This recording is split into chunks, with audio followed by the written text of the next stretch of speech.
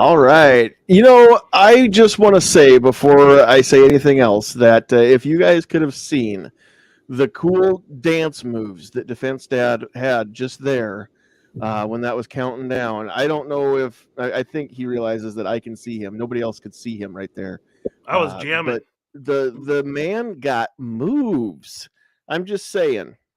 All right, let's pull the banner off real quick. Hi everybody. It's Thursday night and it's 8 o'clock, and that means it's time for one more episode of the Get Off My Lawn podcast, which is, of course, the best show that nobody's watching.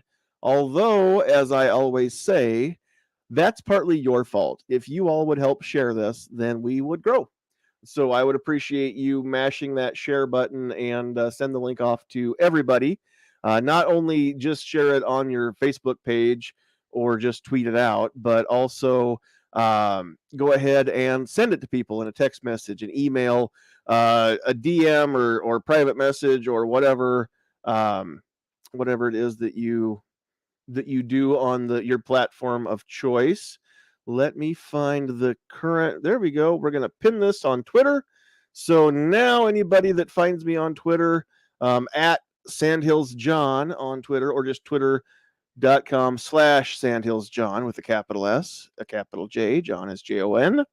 Then you can find it. And you can watch this on Twitter now because we are, of course, live. So that's going on tonight. You know what? We've kind of got this whole thing. It's all just focused on me. I can fix that. Let's put everybody up equal time on the screen.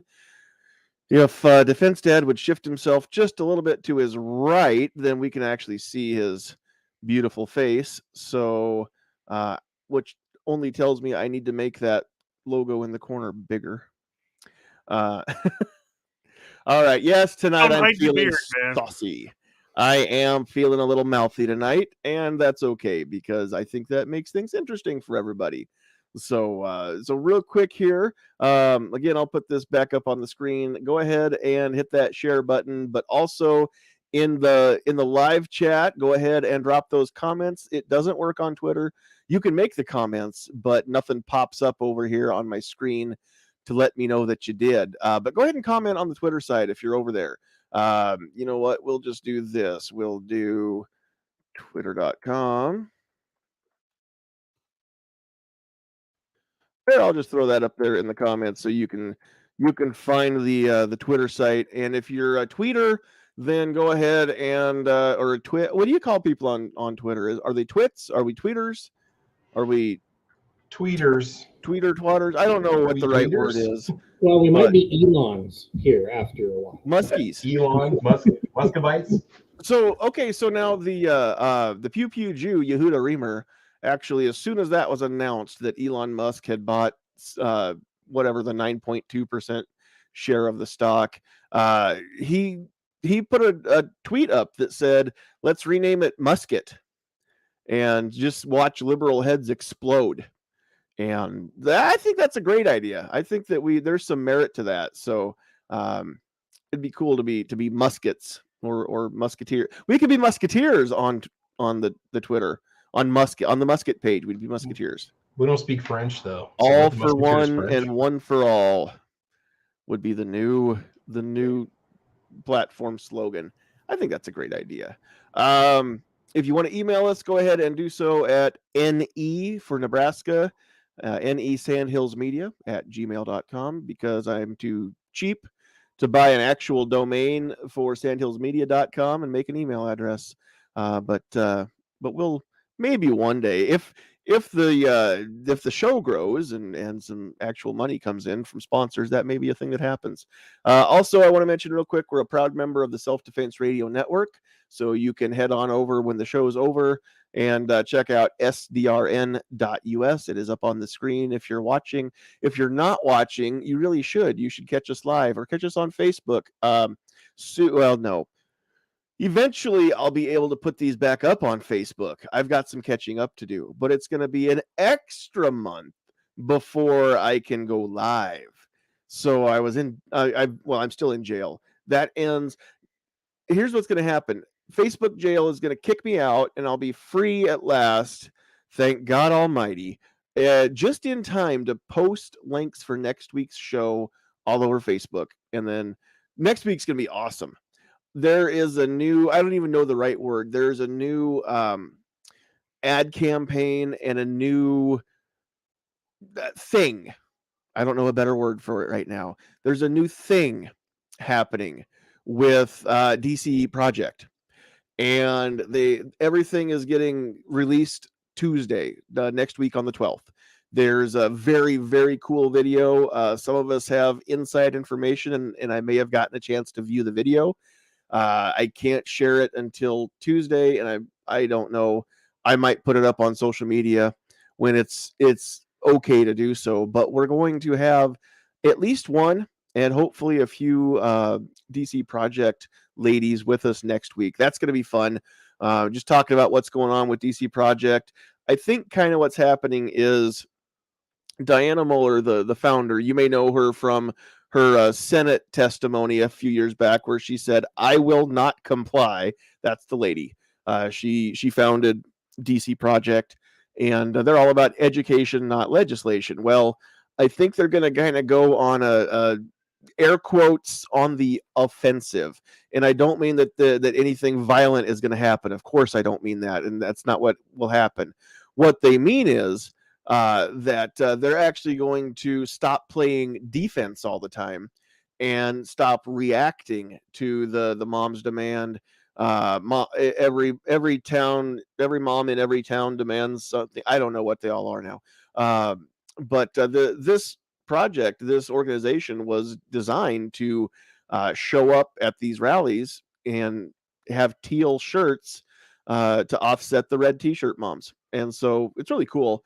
And I think that they're actually going to assert themselves peacefully with information, with education, not with violence. But again, these ladies, most of them are packing heat every place they legally can. So they're prepared for war, but they want peace. That's what they want. They just want people to leave them alone and not try and make decisions for them, which is what we all want. So that's going to be fun next week. This week, we're going to get into some stuff. I've got one more thing I want to talk about before we go here.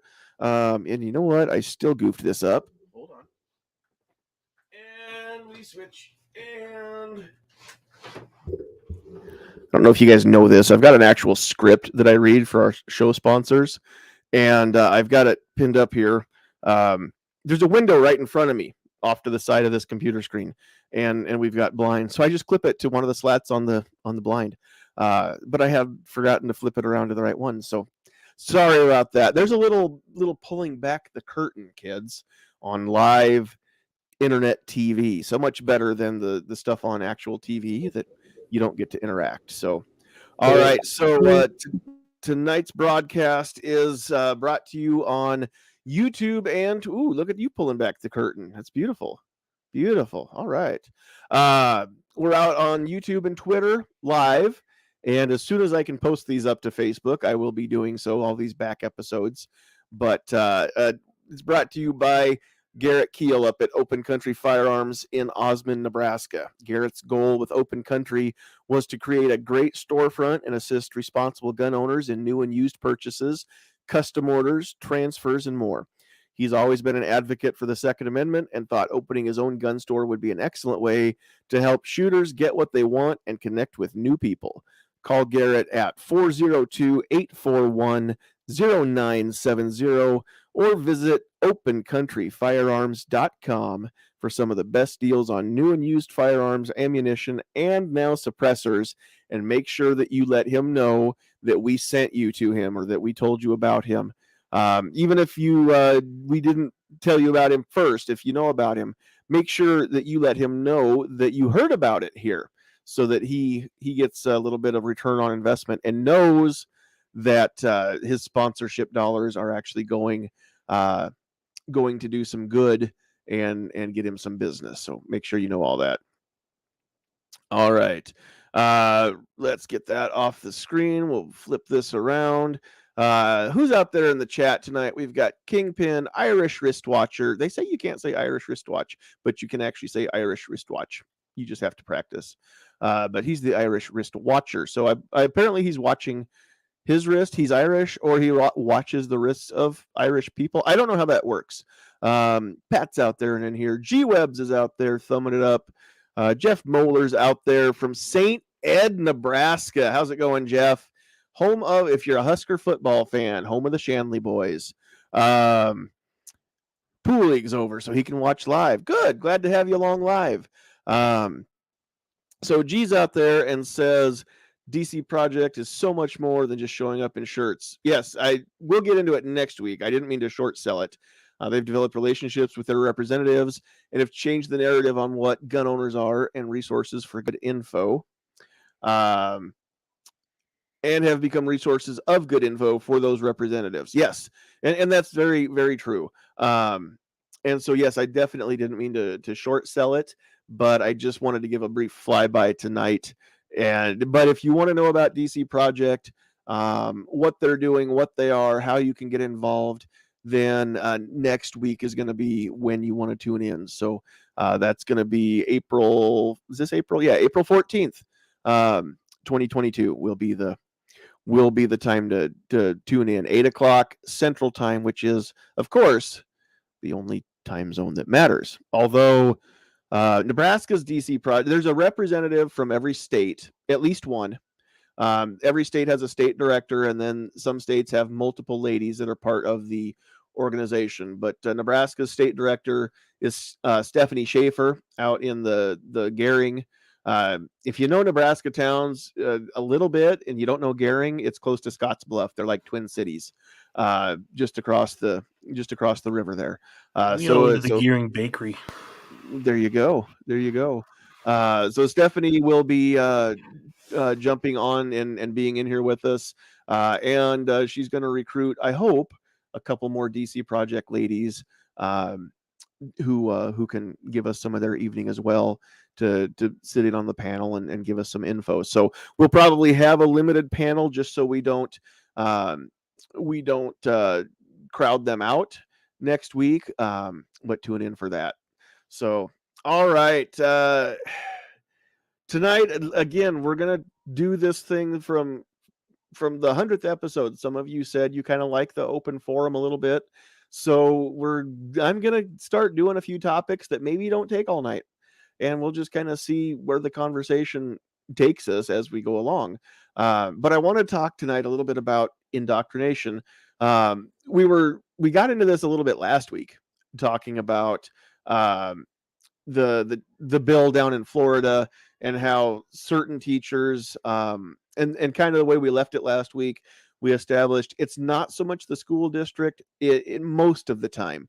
I know there are the occasional districts across the country who are bringing in some rather questionable curriculum directly through the district, but by and large, most of what we would call indoctrination is happening by individual teachers who just overstep.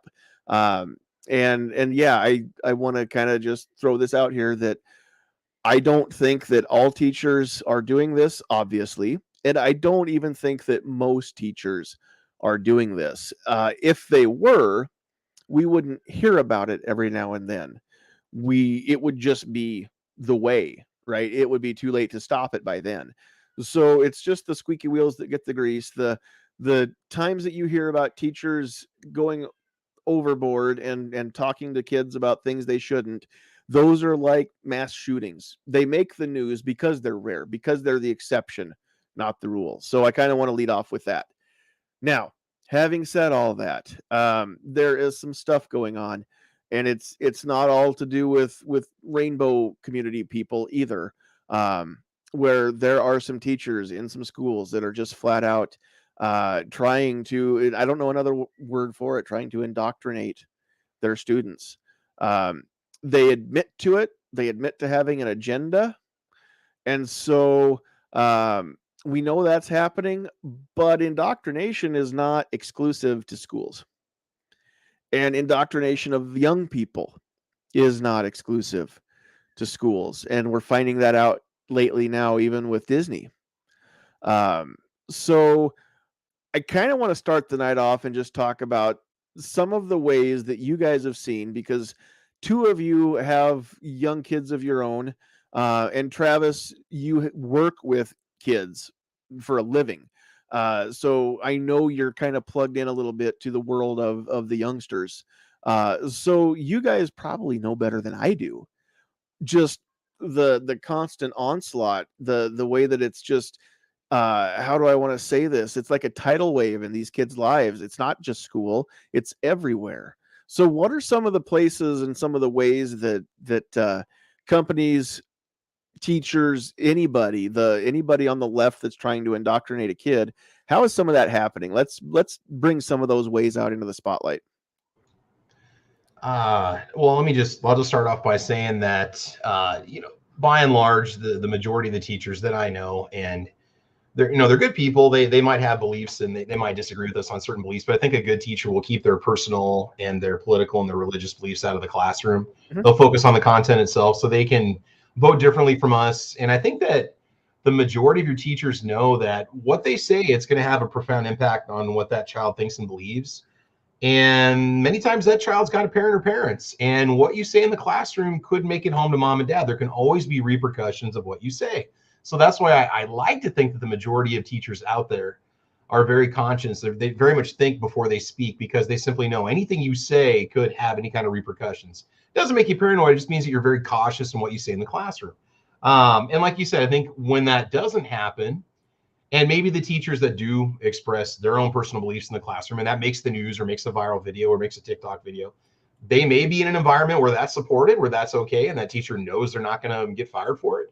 Or they may have just reached a boiling point where they don't care and they're going to speak their mind. Now, I'm not making any excuses for somebody who steps out of line in the classroom at all, because again, you're told to keep your beliefs to yourself. That's not what you're being paid for. You're there to teach a subject area. And so it's hard for me to say that I've seen examples of this personally, because I haven't. And I'm not just saying that as a public school teacher. I'm not trying to not bite the hand that feeds me. But what I'm saying is what you see on TV and what makes it on the internet is going to be that rare percentage of teachers that I think step out of lines of what they're actually hired to do. So, and then not only that, I don't get a lot of teaching experience or even, experience at all in classrooms outside of my subject area. And I don't teach in an area that is prone to have controversy or discussion. So it's hard for me to say that I've seen it a lot. And all I've ever seen is what you guys have seen, which are examples that show up on Facebook and TikTok and stuff like that. So that's what I have to say.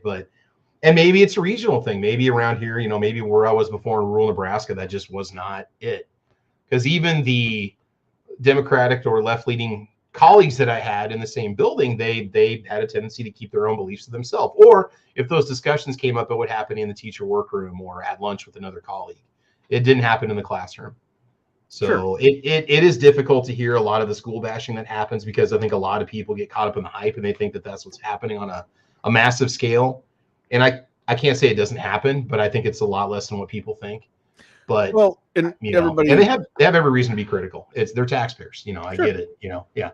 Everybody just needs to keep in mind that, again, it's no different than when there's a public shooting, or a mass shooting or whatever you want to call it, that those people don't represent us as a whole, gun owners, especially law-abiding gun owners. They don't represent us at all, because if you're shooting at people in anything besides self-defense or a war situation, but in the real life here in the States, if you're shooting at somebody and it's not to stop them from killing you, then you're already a criminal. Therefore, you don't represent me.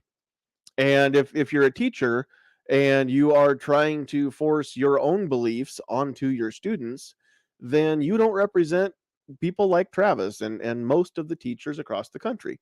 So yeah, I'm convinced that I don't know how many teachers there are in the country, but again, we're looking at a tiny percentage of them that are actually overstepping, but they're the ones that we hear about, because and it's again, we talked about this last week. If there's any silver lining to the cloud of COVID, it's the fact that parents started to pay more attention to what was happening with their students' lessons and everything else. And Now they're keeping a closer eye on their teachers, on their school districts. People are getting involved. That's an amazingly great thing for parents to be involved in their children's lives. Is an amazing thing, even if the parent doesn't believe the same or have the same values that the teachers do, or vice versa. The fact that parents care, it's a huge thing in their children's lives. And so that's a great thing that's happening. So people are paying attention. The whistles are getting blown, but it's still a drop in the bucket to the classrooms where this doesn't happen. So keep that in mind, that it's not so rampant that it's impossible to stop. This can still be derailed. It's still early enough that we can take back that narrative too, if enough people choose to do so. But I mean, looking at gun owners, we've never, as a group, we've never all chosen to take back that narrative. So I don't know if there's a lot of hope of anybody. That's the problem with the people who claim to be conservative. Conservatives tend to be more wait and see than movers and shakers to begin with. That's just the nature of being conservative, I think. That's one of the ways I define conservatism, is to not upset the apple cart, so to speak. Where the liberals, the small L liberals anyway, tend to be the more progressive ones that don't want to do things the way that we've always done them, just because we've always done them that way. That's part of what being liberal is to me. So that's not necessarily a bad thing, to be conservative and to be reserved, but at the same time, yeah, we still have to be willing to act when the time comes. And sometimes we do need to go on the how do I say, the proverbial offensive. Nothing violent, but we do need to start taking it back, taking ground back, taking the narrative back, taking our young people back. Because there are teachers, there are some school districts, or if not the district, the school administrators, who think that they have a claim to your kids, that they think for some reason that they can make better decisions for your kids than you can. And I know that, yes, there are some parents out there who that may be true of, but again, that's the tiny percentage. Most parents can make their own decisions for their own children, and I think they need to be able to make their decisions for their own children. The state, the school, has no business making those decisions, even if it comes down to the outfit that a kid can wear to school. When I hear about schools that have a special changing room where, mom and dad send you to school in this outfit, but if you want to change into something different, there's a place where there's a room for that in the school, and then you can change back before school's out.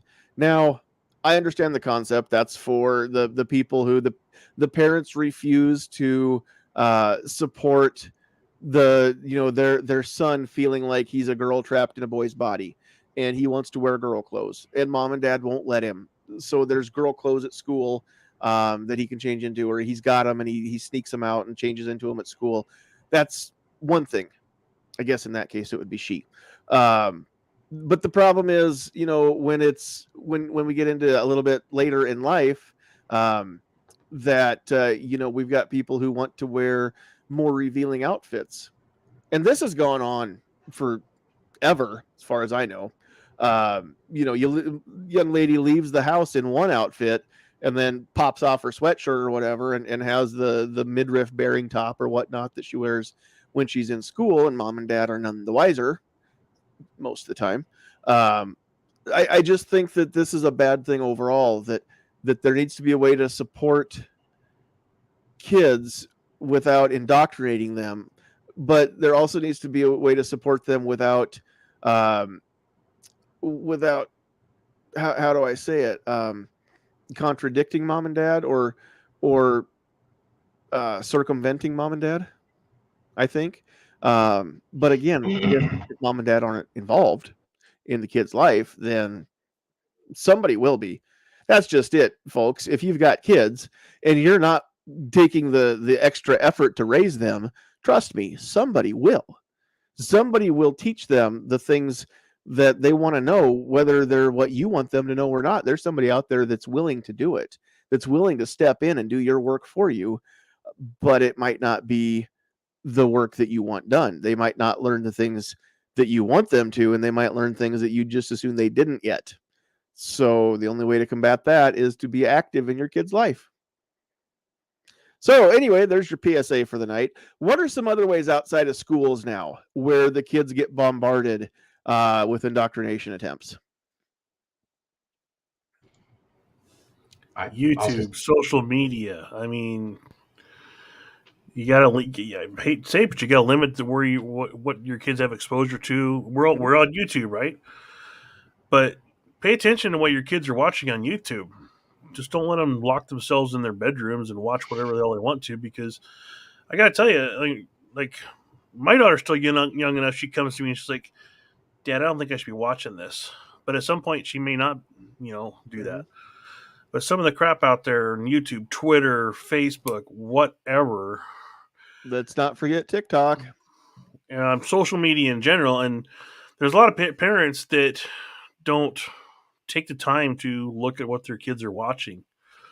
Luckily, my daughter's still young enough. She has a kids account on YouTube, so it kind of limits what she can watch. But that's coming to an end here pretty soon. So that's coming to an end, as in YouTube for kids, or she's getting old enough that YouTube for kids. Is it? Okay. I don't know how all that works, but I do know that when I make these videos, when I set them up, I have to say whether or not it's made for kids. And these aren't made for kids, but they're also not age restricted. So kids can get to them. That's why we have the rules that we have as far as language and some of the topics. If I know ahead of time we're going to talk about a topic that is not age appropriate, then I do age restrict it so that you have to be signed in as an adult to be able to watch them. That abortion episode we did a couple years ago, that one was age restricted. The only thing is I don't age restrict all of these because you can't monetize if they're age restricted, and I'd like to make my whatever nickel that I'm going to make off this episode from Google. So call me what you will, but it's capitalism. And if they're willing to pay me, no matter how little, I'm willing to take it. Well, here's what I want to say as a parent too. I mean, we're back to the school thing because I was waiting my turn, but okay, sure. I've seen it from three aspects. So when I was married, my stepson, we lived in a small town south of Lincoln, so he went to a small town school system. My daughter, on the other hand, up until all through grade school, went to a parochial school. Now she's here in Lincoln in public school. I've seen less problems with indoctrination with her since she's been in public school. Quite honestly, maybe we're just lucky, but I have had better luck with our public school system here than either the small town school system that's south of here that gets rave reviews and everybody really wants their kid to go there. And the stuff that she was getting taught at this, it was the same. She went to school at the same church that we went to church at. And it really gets on my nerves when people speak in generalities about this stuff. Not that I'm just in general when people do that. Mm-hmm. In general, I hate generalities, but people focus on, well, the schools are doing this, the school, all the teachers do not all the teachers are doing that. And maybe we're isolated since we're in Nebraska and it's generally, although I'm here in Lincoln, generally a more conservative state. I think you have more of these issues with the states that are more liberal, and those tend to be on the coasts or California, Florida, what have you, the more progressive states. And I think also those teachers I have several family members that are teachers. I have several friends that are teachers. A lot of teachers I've known that are fresh out of college and still gung-ho and think they can really shape the world. these days do tend to be in a little more liberal area when they're out in their 20s and they haven't had as much life experience. And they, in their hearts, a lot of them truly think they're doing the best they can for those kids. But when the small percentage of them do overstep and push their values on people, that's when I have a problem with it. No, absolutely. All right, Pat, we haven't really given you much chance to chime in here. So if you have anything to say about schools, go ahead. Otherwise, if you've got any other places where you see the indoctrination happening, go ahead. Yeah, everything everybody said, I pretty much agree with. One little place that I will say, as far as beyond just the public school education system, is universities. Mhm. I listen to a lot of Jordan B. Peterson and Brett Weinstein and stuff like that, and I, from what I can gather and what research that I've done, some of that stuff really started in the universities and stuff years ago, and has slowly kind of crept in. So, yeah, that's just another place where you can kind of see that. And I've known a couple people that have kind of gone in one way and come out another. And Sure. it's, I'm not going to say names of any universities, but it was out in New York where I had my ex-wife's friend went out there, complete conservative, born and raised in Nebraska, and went out there, went to university, and boy, what a 180-degree change. And I'm not blaming that on any teachers or anything out there. It just seems like that's another place where, outside of a public school, where young minds could get changed, and maybe for the better, maybe for the worse. I don't know, but in some instances, it seems like it can go either way, and you might not even recognize that person when they come back. So it's you just made me think of the movie Son-in-Law with Pauly Shore and Carla Gugino back in the day. Perfect. That's exactly what you made me think of there. If you haven't, those of you that are our age, you're laughing right now. If you're young and you're watching this and you're saying, "Who's Pauly Shore?" Son-in-Law is a great movie, and I'd recommend it. One of the best Pauly Shore movies. Some of his stuff I can't sit through, but that one was good. That was a good one. Yeah. And if you don't know who Carla Gugino is, she's still acting today, so she's excellent, very, very good. But she was actually she played a teenager. She was probably in her mid-20s at that point, but very, very young back in those days. So all right, so yeah, I mean, I see the same thing, and of course, Disney's in the news lately because they're kind of doubling down on. Okay, so I don't know how to say this. I don't think Disney itself is necessarily trying to corrupt your kids. Having said that, there was that leaked video call released. What was it, earlier this week or last week, from one of the executives saying that they have a not secret. What is it? Not secret agenda, not secret gay agenda. I don't remember exactly what she said. But it was kind of one of those, sorry, not sorry. We are going to start pushing more LGBTQRS, TUV, alpha, omega, beta, zeta, theta. I don't know all the things. So that's why I say rainbow. I think there's numbers in there now. There's like +2 times pi equals the square root of, I don't know. I can't keep track. Kids, I can't keep track. Stop making it confusing for those of us that don't ride the rainbow train, okay? You've got to make this simple if you want us to keep up and understand. Otherwise, quit your whining. So it's one of those things where Disney's saying they want to include, more diverse characters, and they want to have, you know, the LGBT, etc., more main characters, more supporting characters. I don't know what that means as far as voice actors go. If Disney films are going to start going downhill because they're hiring people because they're gay or queer or what have you, instead of because they're great at voice acting. So again, it gets a little ridiculous. What are we actually teaching the kids, even if it's not indoctrination, even if there's no subliminal messaging there, which children's programming is nothing but subliminal messaging. If you don't think so, it's time to wake up and smell the Cocoa Puffs. But I tell you what, it's one of those things where we're still going to teach these kids that participation trophies are more important than effort, that it's more important to have a diverse cast or a diverse staff of your business or whatever, than it is to hire people who are good at their jobs.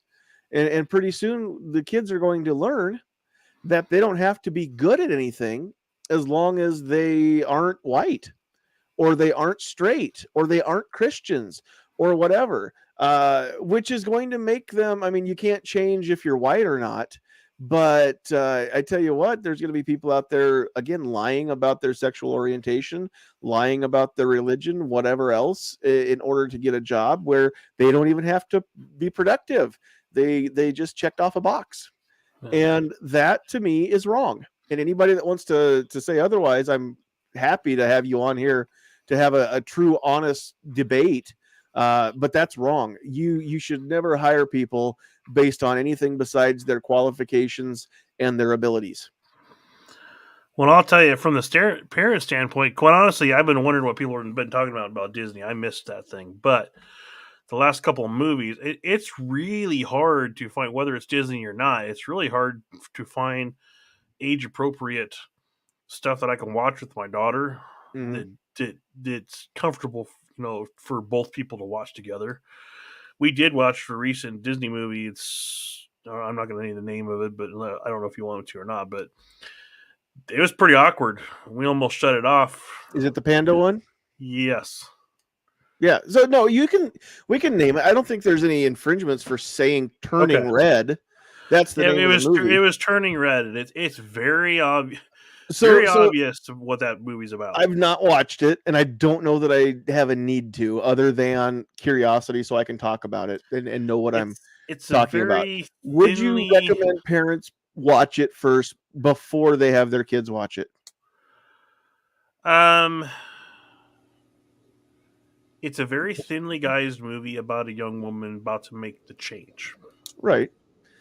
It's okay to say menstruation on the show. Correct. It's about a young lady who is about to get her period. Yeah. Yeah. And so there's some uncomfortable part. If you're a single dad with a daughter, there's some uncomfortable parts about that when you're watching it.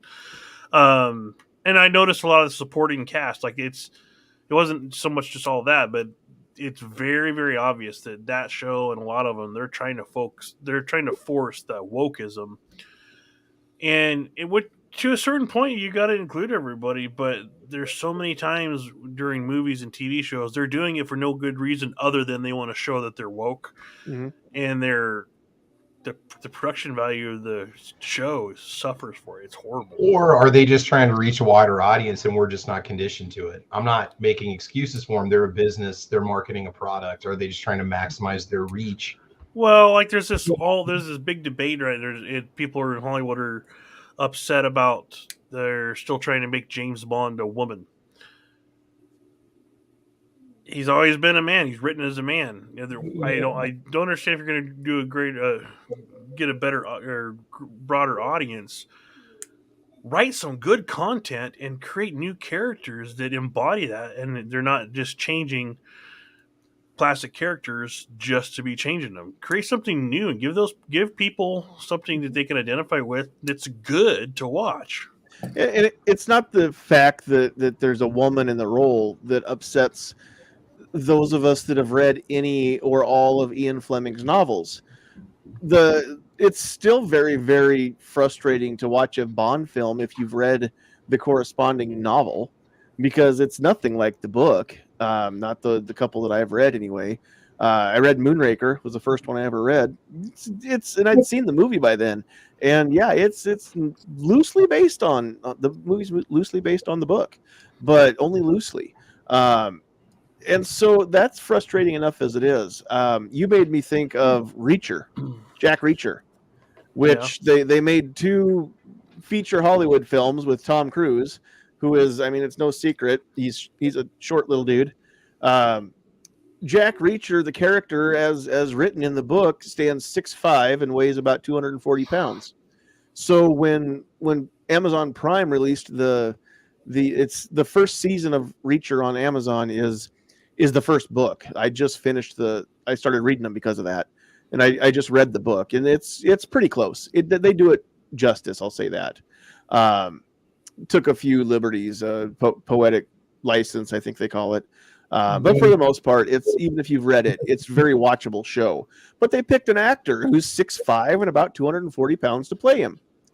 And it's nice to actually see somebody who embodies the character that readers have come to love on the screen, because it just sucks when the movie ruins it and they don't get it right.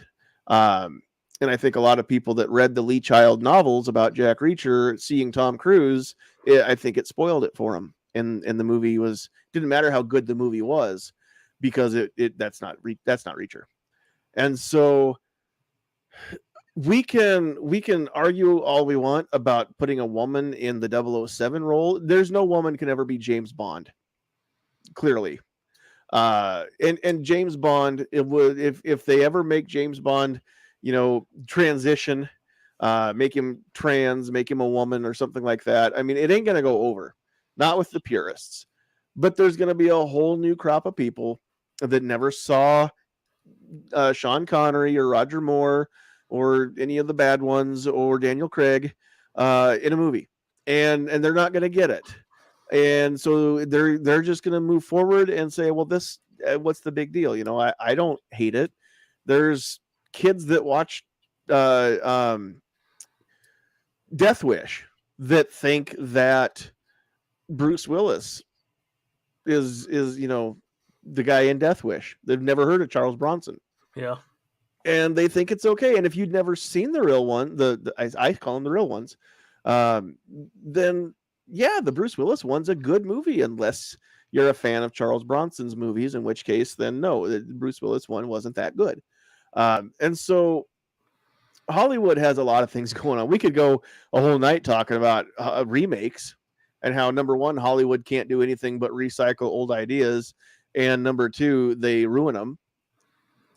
Kind of like what was the one that they just did? What Men Want?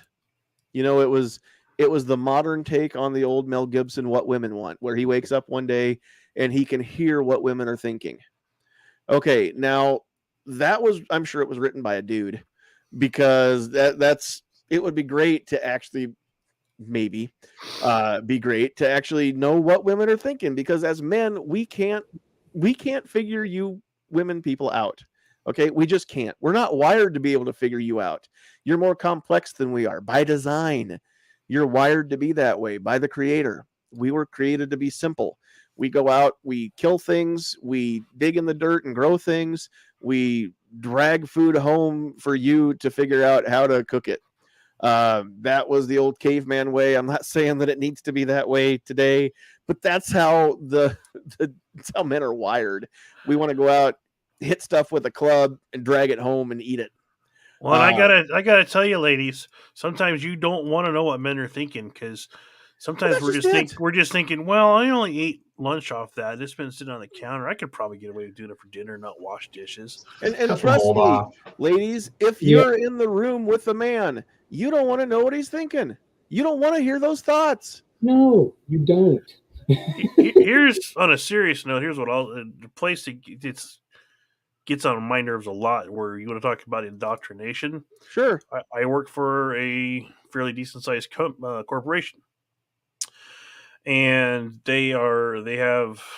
I want to use my words very carefully because I don't want to come off like a complete jerk, but they have this diversity training crew that, so we're inundated several times a week with trainings and videos we have to watch how to be more inclusive and everything. And it's a lot of companies are doing that, and a lot of people have started to notice that, like, it's being pushed so much in your training at work that it's almost like they feel like you owe someone an apology if you're a conservative person not of color, that sort of thing. Like, it's get that indoctrination or that wokeism is being pushed so much, it's now creating an area that people are feeling like people in the past have felt that they were being discriminated against, because they're just trying to prove that they are so inclusive that they're now excluding a good portion of their employees. Yeah. Well, and that's unfortunate because I mean it's that old mindset. Disney just came out. I think it was Disney that just came out here in the last day or two and said, yeah, they realize that they're going to lose some business.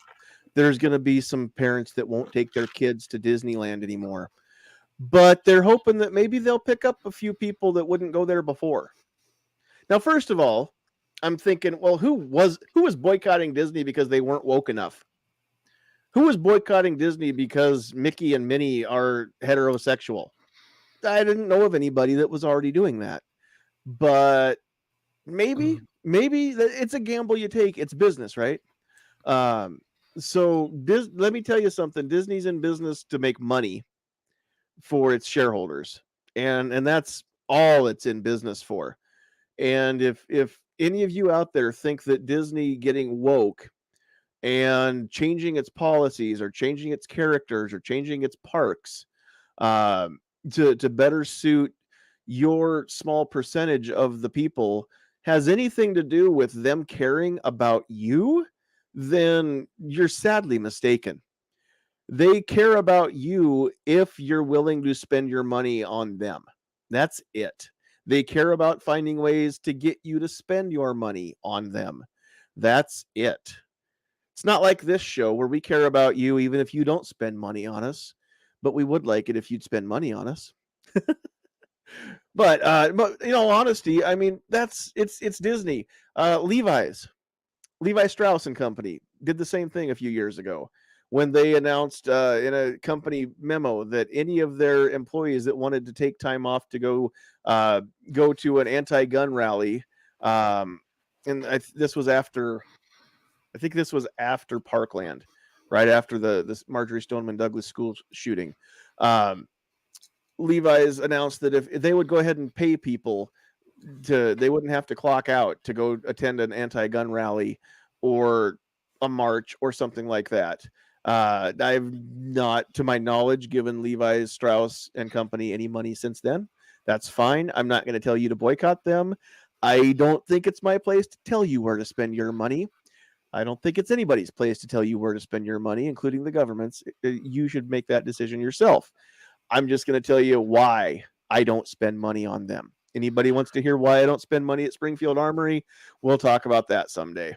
Well, and look at a recent thing from last year. Look at the business Coke lost because they were trying to indoctrinate their employees, and their training thing got out.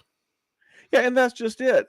They always say, well, that's not real. That's not company wide. We found the person that was pushing that, and they've been dealt with. It just makes me want to, the thing is, I get allergic and I start to sneeze whenever I'm around the bull pucky. And so, but that's just it. It's, good and well that if it's got their company's name, their logo stamped at the top on the letterhead, that it's not something that somebody's just going to make up. And if it was, they would hang that person out to dry and you'd know who did it. Yeah, a company that big, yeah, all that stuff has to go through legal before it gets to training sessions. Yeah, that's just it. And they can say, well, this was an outside outside company that they had contracted to help do some of their training. Okay, but again, curriculum from the outside contractors has to be pre-approved by the company themselves before it gets put into a meeting or into a training class or whatever it is. So, okay, G-Webs has a question. Yep. What about places like Dick's or Levi's that go out of their way to virtue signal their anti-gun point of view? I don't, as far as indoctrination goes, G, is that what you're asking? Because I don't know that that's necessarily indoctrination. It is part of the overall bombardment, right? I mean, you can't turn in any direction these days and not see some company that's turned woke, that's trying to virtue signal as being anti-gun or pro rainbow or whatever it is. I mean, yeah, it seems like most of the companies are going that direction. It's rare anymore to find a Chick-fil-A who has values and doubles down on them, right? So as far as that part goes, I don't know about that. Now, as far as what do you do about it, you make your own decision there. What do you guys think on companies like Dick's, where they Yeah. took the I'll throw a little something in on all but Dick. the hunting firearms out anyway? Yeah, as far as Dick's Sporting Goods go, when they decided that they weren't going to sell certain things and ammo and guns and all that and everything, and it's like, well, hope you enjoyed missing out on all the new gun owners and all the ammunition and everything that was sold. And just to quote Mike Ritland, you can go choke yourself, as far as I'm concerned, when it comes to Dick's Sporting Goods. So, yeah, that's my thoughts on Dick's. So, Yeah, I work right across the street from Dick's, and I'll drive to Shields. Sure.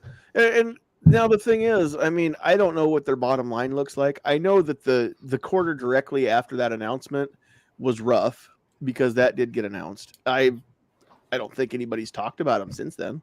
Really, not as far as what the company's doing itself, as far as if they're prospering or not. I don't know what their bottom line looks like. Does anybody know? Has this hurt them in the long run? Yeah, their company growth and everything. The last I looked at it, because I kind of kept an eye on it for at least 4 or 5 months after that happened. Their quarterly earnings and their earnings and stuff like that weren't as good as previous, especially with the new gun owners and everything. As far as when all this gun buying and ammunition and everything hit, wasn't. Well, it's kind of hard to grow your company from all the new gun owners when you stop selling guns to people. Exactly.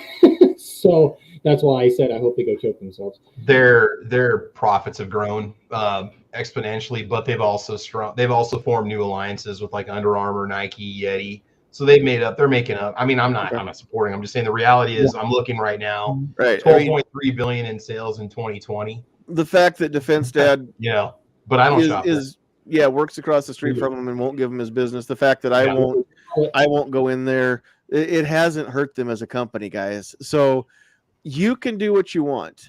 If you're doing it because you just don't want them to have your business, great. That's capitalism. That's the way this works. You choose who gets your money in capitalism, and that's the way it's supposed to be. Now the problem is, there's a company out there, lots of companies that looks like that have different values than what some of us do. Okay, so we don't have to support them, but there's plenty of people out there that seem to be supporting them. They're doing just fine.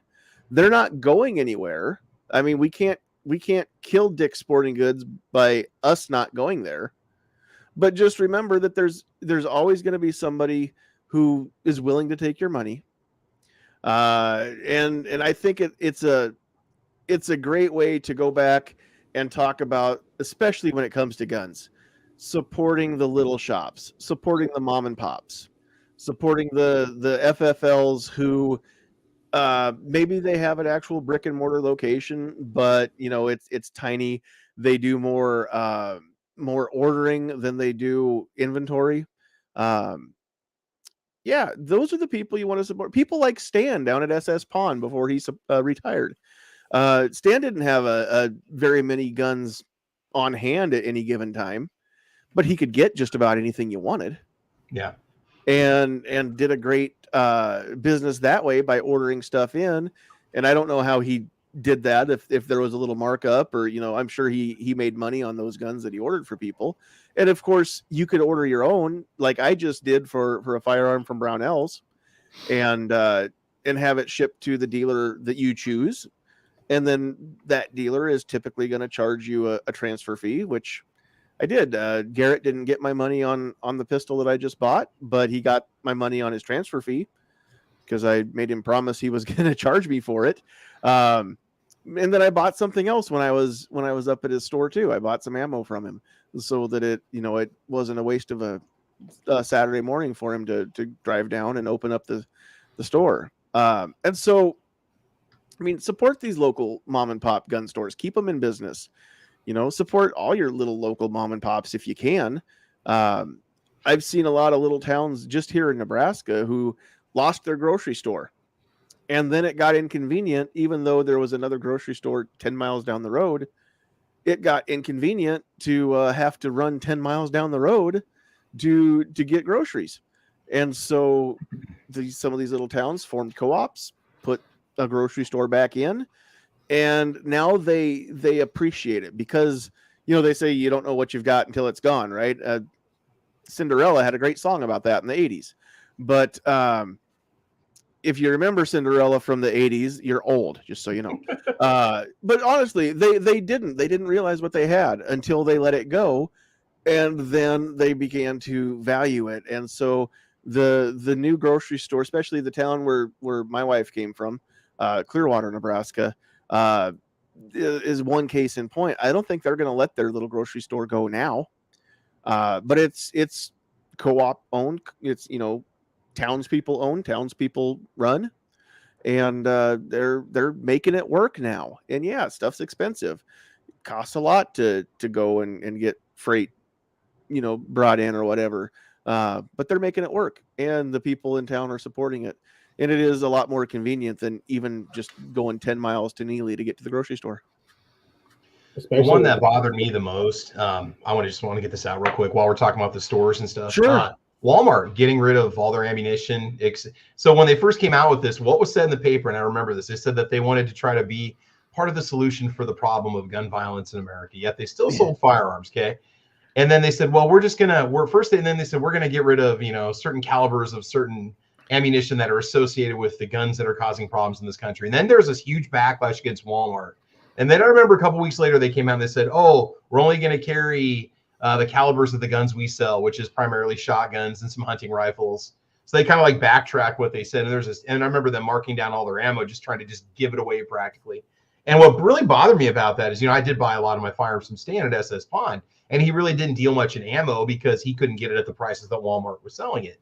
Right. And he couldn't really get the deals on it because he didn't buy it in massive quantities. Well, once Walmart quit carrying 9mm, then I could either go to the Orscheln's next door if they would have it in stock, and I could buy it there, which would generally be more expensive, which is fine. I could get it, or I could make an 80-mile round trip to Kearney or order it online. So it's like, it just cut me off, and that made me mad because I'd get a gun for review. I'd have to go to Kearney and hope they've got some 38 special in stock, So it was really, and that's just me being kind of whiny, but as in a small town, that just cut off our ammunition supply. I couldn't get anything. So now it's like, now I got to order online and pay $30 for shipping, or had to go do and it really bothered me when they first came out and said, oh, we want to be part of the solution to the problem. That's just like what Dick said, Dick's Sporting Goods. So, but I had the exact same experience here in Norfolk, Travis. If you walk around Walmart, they want to be a solution to the problem. Have you seen what's sold on the shelves in a Walmart? It's not exactly healthy. There's nothing good for you when you walk around that store, right? The majority of what's there, giant bags of Doritos, massive boxes of Pop-Tarts, right? And there's some fruits and veggies at the beginning, and then you just fall into the Twinkies and the end caps. So it's like, okay, what kind of point are you trying to make? Well, before you get to fruits and veggies, you've got to walk past all the cookies and the rolls. There, but the majority of what they have is just look at it. Well, no, they have the Little Debbie, they have those seasonal Little Debbies you walk by. It's like, ooh, Avengers, Iron Man snack cakes, And then the broccoli's on the left. Who cares about that, But no, we got to get rid of ammo because, obesity is not a problem in the U.S. Diabetes is not a problem in the U.S. and neither is heart issues, right? So yeah, Speaking of Walmart, you can tell even still they don't want to sell guns. Like, when was the last time you found ammo there? And like, when was the last time it didn't take you 20 minutes to get an associate to come help you with it? they have Okay, these but let's massive go cases back with like to 5 boxes on the shelves, and it's been that way for years. let's go literally. back to before they stopped carrying pistol ammo and scary black rifle ammo. What was different? They had more it ammo in was stock. They it had was more insane. guns. Like Yeah. I remember being in Walmart at it was 9:30 at night. Right, they're still open. I press the button, and this associate in the electronics department yells from easily 20 aisles away, "How can I help you?" I'm like, "I need some help." "What do you need?" I'm like, "I need some help over here." I need a gun. And after 5 minutes of this back and forth yelling, and the store was busy, I'm like, "I need to buy some ammunition." And all of a sudden, like, "Oh, let me find someone with keys." And all of a sudden, like, Johnny on the spot, someone was there, and it was like, "Just get off your butt and walk. If my fat butt can walk that far to talk to you, why don't you come down here?" I really needed a frequent buyer card. You could swipe and open the case and Yeah, grab it. I mean, we don't always want to announce to the whole world what we're buying, right? I mean, it's no different than when I'm the one that goes to Walmart and I get sent to the feminine products aisle. It's like, I need to go buy some feminine products. I I'm need a headed 12 there gauge. now, everybody. Need a 12 gauge and some suppositories. Sometime I'm gonna go to Walmart and with a group of people, and we're gonna have a contest to see who can freak the clerk out the most. We can buy 3 items, and like 12 gauge slugs and some preparation H wipes, and I got to figure out one other thing, a toilet brush. I don't know. There you go. Almost Velcro. Yeah. Potting soil, a shovel, and a saw. Box utility bags. Yeah. I need a single light bulb and a tube of lube. Yes, some Astroglide. Astroglide, some duct tape. Wait a minute. What? All right, I'm out on this one. I can't. Okay, so yeah, boy, this open format really goes everywhere, doesn't Let's it? get back to indoctrination. We're indoctrinating people into weirdness, is what we're doing. We're indoctrinating people into weirdness at this point. So. For the duct tape. Okay. I had to think about that one for a second, Defense Dad. I was like, wait a minute, what? Oh. Just one of the most random things I can possibly ask for out loud, so you can come help me. So now, let's shift gears a little bit before it goes too crazy here. Let's rein this in. I want to talk a little bit about the other side of the coin, whether or not this really is indoctrination, what you guys think there. But it's not only the left that's trying to push an agenda on the young people or on the people. I mean, we just talked about earlier tonight, DC Project. They have an agenda. They want to push it. We want them to push it because we happen to back that agenda. Okay, out there in the comments, it's going to get nuts if we don't pull the plug. Bring it back, guys. Bring in the circle. Come on, bring it back in the circle. Let's talk. But honestly, so let's talk about, say, some of the states where laws are either being passed or at least being introduced that will mandate gun safety classes in schools, in K through 12 or K through 8, whatever you want to say. Is that not an agenda to be pushed? Is that not a way to indoctrinate kids? I mean, we want them to learn that guns aren't evil, that guns don't do bad things without a bad person controlling them, right? But is that indoctrination? Is there a difference? If there is a difference, what's the difference? Well, I was going to say, what do we consider indoctrination? Any view that we're in opposition of, and we feel that it should not be preached to our kids? I mean, it could be from the other side. They could see it as indoctrination from the extreme right to want to push for any kind of gun knowledge in schools. Good and well, they're going to call it that. So I don't know if there's any side that's even going to win. To me, it's going to be indoctrination is if it's a required class. If it's an offered class and the parents have the option of the kids were participating in it or not, then it's not. It depends on if it's forced on people or not, because indoctrination is forced on people. Okay, that's a great point. And I agree. And I, just for the record, and I said this before we went live tonight, but I am 100% in support of the state mandating that schools teach firearm safety. And they start off with kindergartners. And all you need to teach a kindergartner for firearm safety is stop, don't touch, go get an adult. That's it. That's all they need to know. No further than that. Eddie the Eagle, NRA, Eddie the Eagle. That's all that you teach little children. Don't touch it. Go get a grown up. But they need to be told that. And I have heard from different law enforcement officers, especially in bigger towns. It is not even surprising. It is alarming how many discarded firearms get found in just criminals running, and they ditch the gun. So if they get caught or when they get caught, they don't have that gun on them. And it's alarming how often that happens. And then somebody else entirely, it's and what are you gonna do? You're running from the cops. You're gonna cut through a park if there's one there, right? Especially if they're in their cars. They're gonna have to get out and chase you down on foot. You're gonna get that little bit of a lead. You're gonna ditch your gun running through the playground or throw it by a tree or in a bush or whatever. So little Timmy comes along and finds this gun. What's he gonna do? If he hasn't had any schooling whatsoever, he may not even realize it's not a toy, that it's real, and that's how accidents happen. Does it happen a lot? No. But do firearms get discarded by criminals? Apparently a lot more than I ever thought. Alarmingly more than I ever thought. And so I think that it should be mandated that the schools have to offer that class. I agree with Defense Dad. I don't think that it should be required. I think there should be I don't think it should be an elective. I think there should be an opt-out, just like with sex ed. Both of those things, the parents should be able to pull rank and take their kids out if they think they can do it better, or they would prefer that it happen later.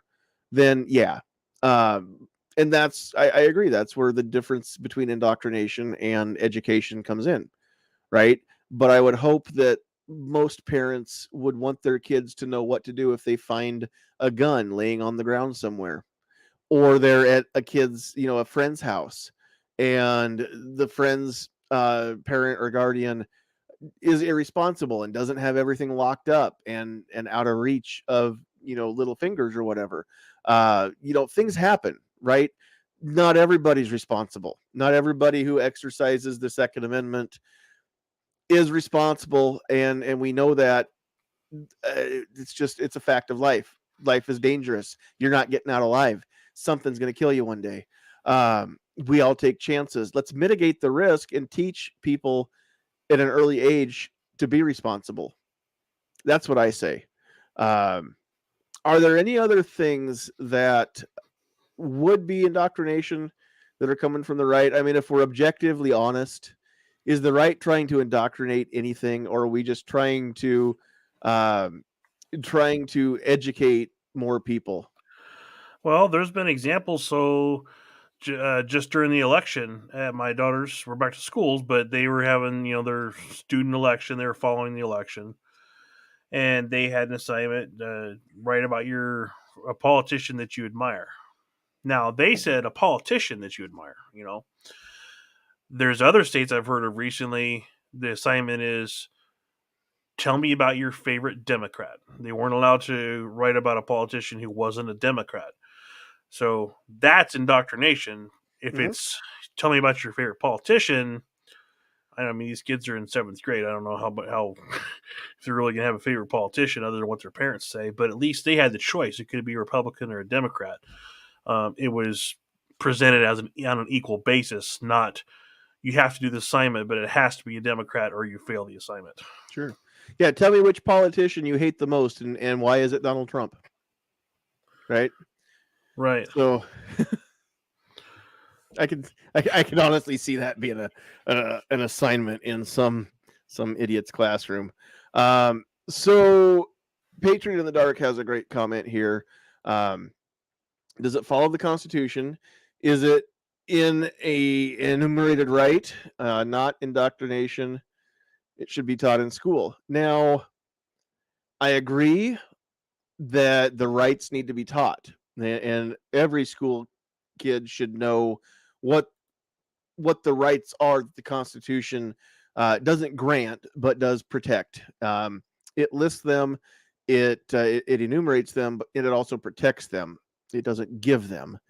It just recognizes that those can't be taken away. But at the same time, again, I draw the line at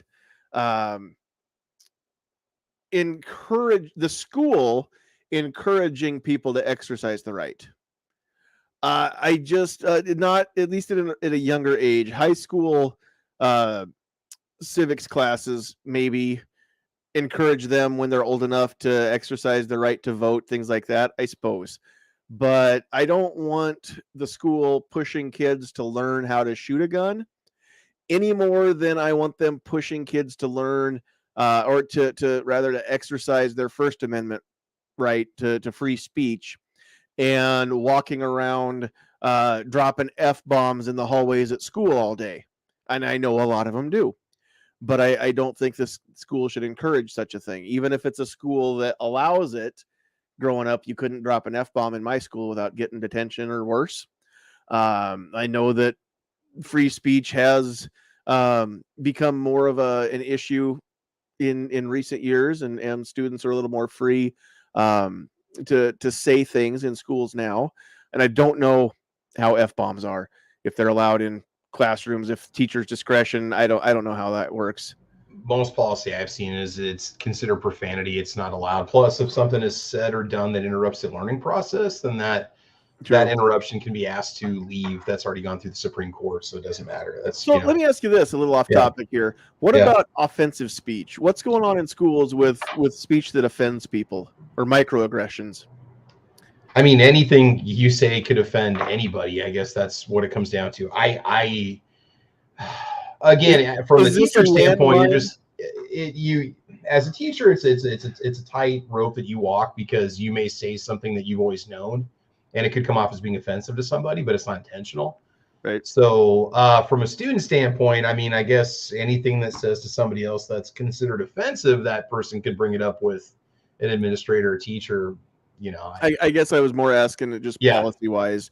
I mean, is it a landmine that you have to worry about in a big way, or is that not really reared its ugly head yet? Well, I mean, you're not encouraged to use profanity in class whenever you're discussing any sort of topic that can be considered controversial. I believe the policy is to ask for parental consent, because the kids can opt out of that conversation or discussion if the parents don't want them in it. At least that's what I see. That's what I believe the policy is for the district that I'm in. But I mean, otherwise, I don't know. It's kind of I don't really know if there's. I mean, like, what's considered hate speech, or what do you mean?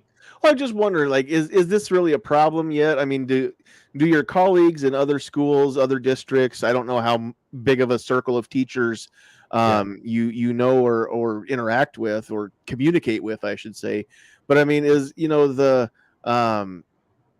just I don't know if that's a thing that you have to worry about. Like, it's just one more thing that teachers have to, I guess, guard yourself against, or whatever.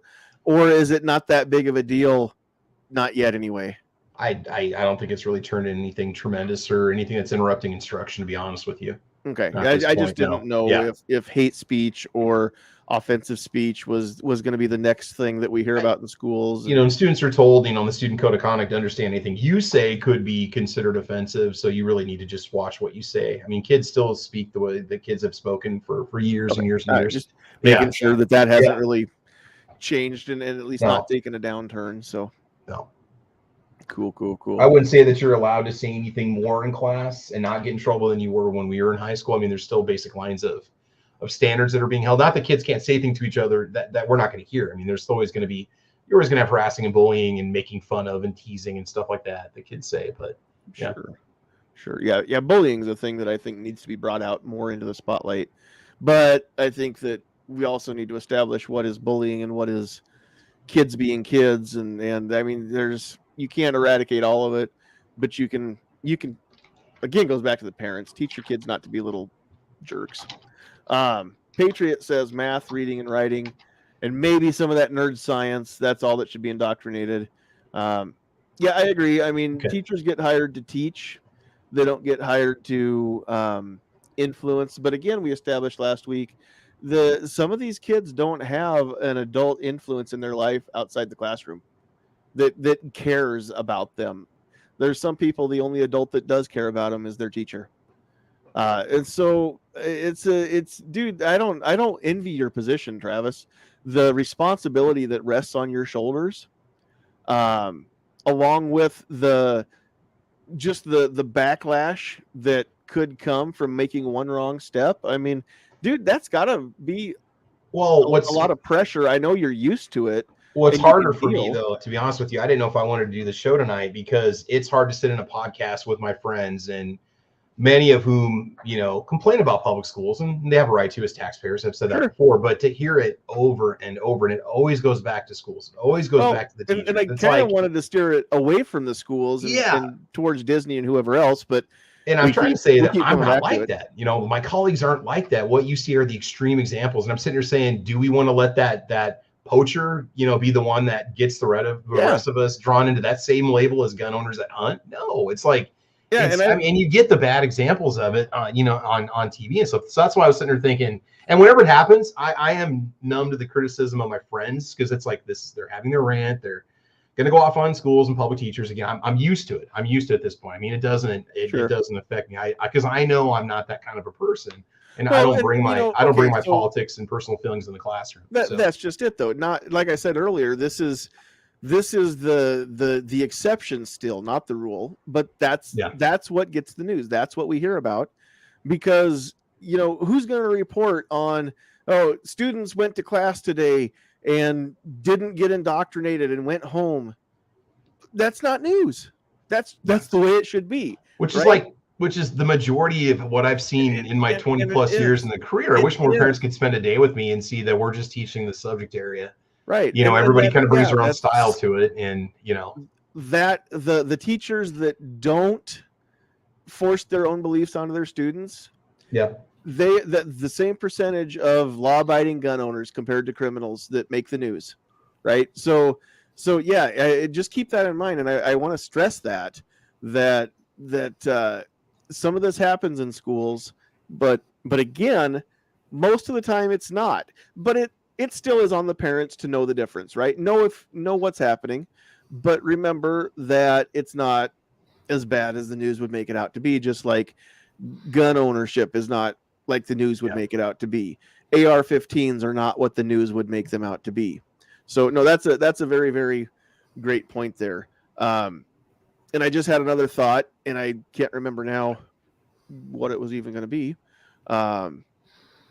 I can answer a Patriots question real quick. SEL, social emotional learning. Depending on what degree a district takes it to, there's different steps of social emotional learning with kids. I don't see it really being pushed in the district that I'm in. There's elements of it that are important, like teaching kids how to be self-advocates, or to communicate, or to be a good listener, or to try to have empathy with those around them, or sympathy for those around them, or to care for one another. You're basically trying to teach kids to care about themselves and about life in general. That's a huge part of social emotional learning, because a lot of that is left out when children are raised these days. And so I actually took part in a program that did that at the prior district that I was at, with freshmen that come in. We put them in a socially emotional learning program, and we help these kids want to care for themselves and actually realize that they can make a plan and do something, and they can be somebody, and that there's somebody there that wants to be an advocate for them. That's a huge part of social emotional learning. It's not sitting around in a circle and crying. Okay, that's not what it is. It's learning how to be a good listener and to develop good speaking skills and communication. So that's a huge part of SEL. So me being part of it, seeing the impact it's had on freshmen, how they don't care coming in and they care when they get done, I think that's big. So I just wanted to answer his questions. I can't speak on the current district. I don't see any push or mandates for it, but who wouldn't want a kid that's a good listener, or an active participant in the class, or somebody who generally cares about their classmates, Sure. Nope. Absolutely. Anyway, sorry, it's my soapbox on that. So no, I just want to know, I wanted to answer it. So yeah. I haven't thought of the thought that I was going to gonna bring up there. I'll probably think of it after I go to bed tonight and wake you up with a text message or something. But yeah, heck, I don't have any idea what I was gonna bring up now, and it was gonna be profound too. Just I want everybody to know it was gonna be a really smart thought, and in my own ADD lost it. So sometimes I have smart thoughts, I just forget them before I get a chance to say them. So having said all that, I think we maybe can wrap some of this up and kind of go on about the rest of the night here. So we will give everybody a chance to wrap up. Any final thoughts, shameless plugs.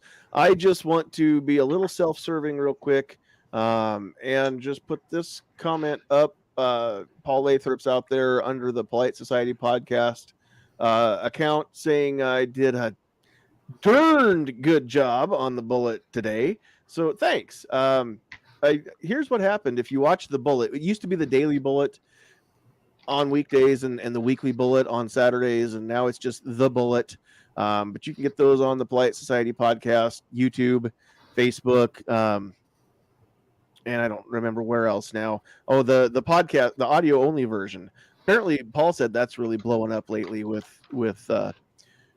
hits and listens. So that's awesome. I went on today to tell everybody that I don't know anything. That's exactly what I did. A darn good job of saying I don't know anything. I actually learned in real time when Paul put the comment up. LB773 constitutional carry. I've been checking every day, checking the agenda to see if there's a hearing scheduled for select file, because we're fast running out of days that they can hear the bill. And and nothing that I knew of was planned, and I was telling the whole world that we don't know anything more yet. And Trish came on and dropped a comment. So I learned when Paul did, when the rest of the world did, the hearing's scheduled for Monday. So there's still a chance.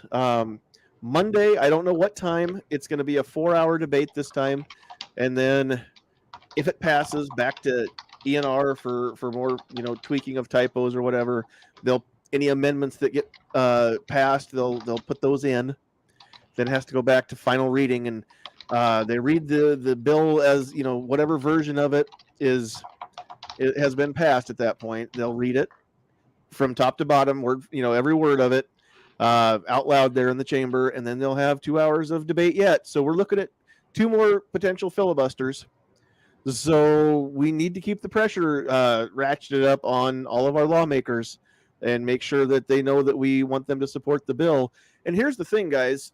The amendment that everybody loves to hate or hates to love, I don't love to hate it. I do hate to love it. I don't think I love it. AM 2106, that's the one that says that it won't take away firearm registrations in towns big enough to have one. It will take away the town's ability to weaponize it, and so they can't deny anybody who can legally possess the firearm. They can't deny registration with that amendment. It just doesn't take the registration away. So here's the thing: if you don't like that part, encourage the senators to support the original version, to vote no on the amendment but yes on the bill, and let's pass it. And if you can actually get a hold of it, here's the thing: if you can get a hold of a senator who isn't already in support of the bill and ask them to vote no on the amendment but yes on the bill, watch them, see what kind of mental gymnastics they do to get out of that, because they don't want to support the bill. So opposing the amendment is their way to be diplomatic and strategic. Because they don't want that bill, because they say they don't want the registration, but without that amendment, they don't want that amendment. But without that amendment, then they lose local control, and they don't want to lose local control, and they don't want to lose the registration in Omaha.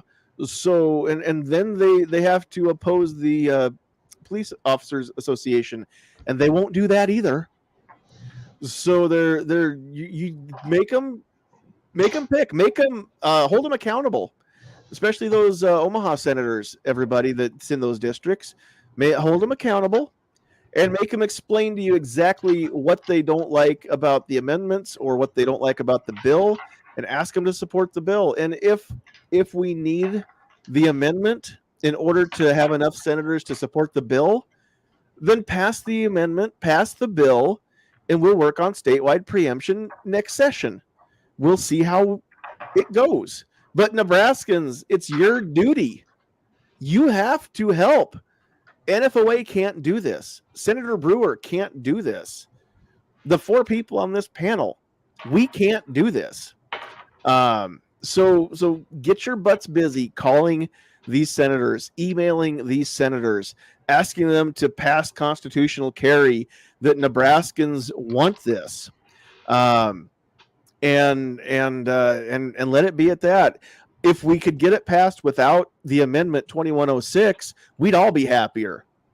But if that's what we have to do to pass the bill, then pass the stinking amendment, because it doesn't put a registration in place that's not already there, but it does tie their hands at being jerks about the registration. That's all it does. It makes it to where you can't deny somebody. It's like registering a car then. The DMV doesn't deny you your registration because you had a DUI. You can still register the car because you're not prohibited from driving it, right? And so they have to give you the registration as long as you have the money and the bill of sale, everything you need to register that car. Same way with that amendment 2106, it means that the city of Omaha has to register the firearm, the handgun. Sucks, I know, but that's the way it is now, except for right now, there's a whole list of things they can deny you for that if you didn't live in Omaha, you could still possess your handgun because you're not federally prohibited. So that to me is worse. That's BS. That's how it is now. We fixed that with the amendment. Yeah. So anybody that wants the truth on the amendment, get a hold of me. Get a hold of Patricia Harold at NFOA. Get a hold, just email info@nebraskafirearms.org if you want the truth about that amendment, what it does, what it doesn't do. That's exactly what we need to talk about. Let me put this in here. I'll add one little caveat on top of that, John. When that bill actually got passed, and I've done this in the past on several other bills and stuff from farming aspects and stuff. When something gets passed and your state representative actually goes up there and talks about it and wants this to go forward, send them a thank you letter. Yeah.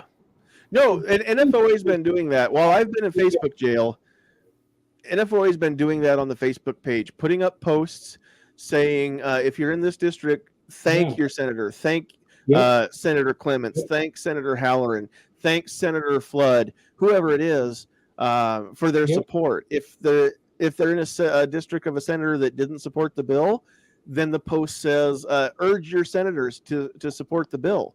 Urge Senator Hunt, urge Senators Kavanaugh, both of them, urge Senator Pansing Brooks to support this bill. Morfeld, McCollister, the usual suspects. It's always the same ones that don't want you to have freedoms because they think they can make decisions better than you can. That's all it comes down to. They think they're smarter than you. They think they're better than you. And they think that you should leave the decision making up to them because you can't be trusted to do it. There's nothing else. There's no other reason to oppose this stuff. There's no other reason for them to be the way that they are. And look at the bills that they've put into place. And since I'm not talking as NFOA right now, Pansing Brooks is running for Fortenberry's congressional seat, District 1.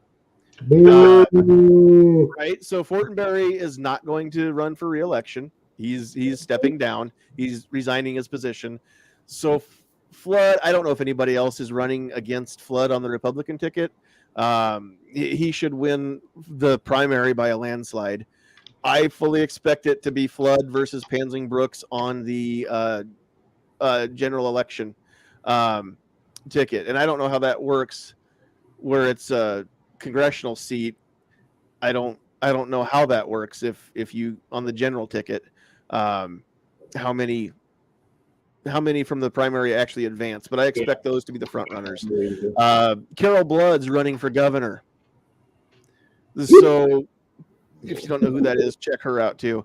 So keep some of this stuff in mind, guys. These are the people who don't pass bills out of committees. They filibuster and block bills that we want them to pass. And they're just look at the voting record. It speaks for itself. They think they're better than you or smarter than you or some other way or multiple ways, but they think that they should make your decisions. They know what's best for you, not you. John, don't they work for us though? Aren't we their constituents? Well, aren't they there because we can of only us? remind them of that if the voters actually come out and do their jobs. No, it is so hard. We're the little people. It's funny. So I grew up in a farming ranching community. Somebody got sick and had a heart attack in the middle of summer and couldn't do their haying, or heaven forbid got caught up in a farm accident, PTO shaft or something like that. A good friend of ours had that happen a couple years ago, and he can walk under his own power short distances, but spends most of his time padding around in a wheelchair because his legs aren't strong enough. He busted everything up, getting caught in a PTO shaft. And if you don't know what that is, look it up when we're done here. Just watch a video of PTO shaft farm accidents, and it's brutal. He's lucky to be alive today and to still know who he is and where he is. So something like that, the whole community turns out. Right? If it's calving season, there's people there to check cows. If it's planting season, people show up with their own tractors and get the planting done. Or harvesting, people show up with combines and trucks. If it's haying season, people show up with their own tractors, balers, what have you. They get the hay put up for the guy. Everybody turns out. The wives all make a potluck. Everybody gets fed. The communities pull together. When there's flooding, the communities pull together. When there's wildfires, the communities pull together. When it comes to laws and legislation, freaking crickets. Because the same people that'll go out of their way drop what they're doing to go fight fire because they don't want number one, they don't want the neighbor getting burned out. Number two, they don't want the fire coming as far as their place. They can't be bothered to go vote. They can't be bothered to send an email off or make a phone call to a legislator. They can't be bothered even to call up their own, let alone the other 48. I don't get it. What the crap, Nebraska? Get busy. And I said this on, well, I didn't say it. I had my wife post it because she can post on Sandhills Media. I still can't. One more week. But I put a post out. If you pray, get to praying on this. If you want constitutional carry and you pray, don't do it alone. Yes, pray. Get your family involved. If you're part of a church, there's a prayer chain. Get them involved. And then call the next church over. If you've got friends that go to a different church, get them to get their prayer chain involved. Let's get prayer chains across the state fired up by Monday. And let's talk to the man upstairs and get his help too. Because if he hears enough of his people asking him about this, things will happen. So if you don't believe in the power of prayer, forget everything I said. But if you do, then make that phone call as well. Call your creator, tell him what's on your mind, ask him for help spreading this across the state, and ask him to help motivate these Nebraskans. If you want this, you got to work for it. Plain and simple. And if you don't get constitutional carry this session, but you didn't do anything, I don't want to hear any bitching about it. Okay, so I said pray and bitching in the same rant there, but that happens. It's a prayer, John. It's a prayer. Oh, I've said profanity in prayers before. That was a good homily. My God there, knows John. that sometimes I get worked up and say bad words, and he didn't strike me down for doing it either. I've even heard bad words said inside church buildings, and you know what? God knows that He made us. I'm not saying it's okay and you should do it on purpose, but if it slips, it slips. He loves you anyway. Okay, so. Yeah, with that, let's wrap this up. I'm sorry I got off on a tangent, but I'm not. You know what? Not sorry. I offer no apologies. So real quick here, let's put that back up on the screen. Tonight's show was brought to you multiple platforms on YouTube and Twitter by Garrett Keel at Open Country Firearms in Osmond, Nebraska. Garrett's goal with Open Country was to create a great storefront and assist responsible gun owners in new and used purchases, custom orders, transfers, and more. Excuse me. He's always been an advocate for the Second Amendment and thought opening his own gun store would be an excellent way to help shooters get what they want and connect with new people. Call Garrett at 402-841-0970 or visit opencountryfirearms.com for some of the best deals on new and used firearms, ammunition, and now suppressors. And again, let him know that you heard about him here on the show so that he knows that that we're still talking about him. So, all right, go check that out. Call ahead. Make sure he doesn't have a 9-to-5 store.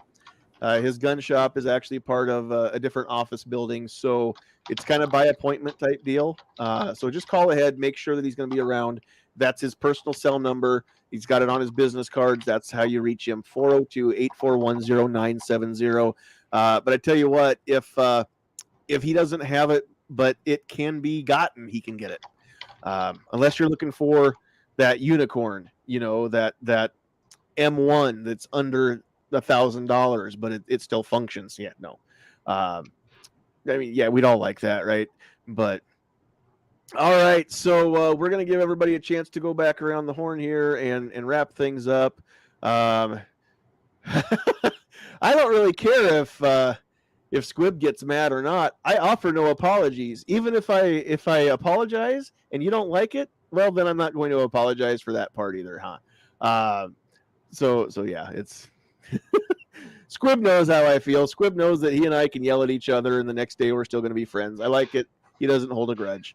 All right, so we'll start with Pat. Any closing thoughts, and then how can people find what you have to say? Well, I guess my shameless plug is you can find me at Pat Hirsch, and I need to get the name changed to Pat in the Bunker. But yeah, you can find all my YouTube videos and everything over there. Go check all these guys out. Everybody's got really good content. Good bunch of guys. That's why I keep coming here every single week. So, but yeah, other than that, just to echo what John said, I'm going to be blunt. Get off your rear ends, and if you want something to change, you need to do something about it instead of freaking complaining about it. So go out and do it. Thank you. Good point.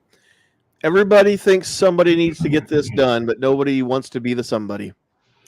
So good point. All right, Pat.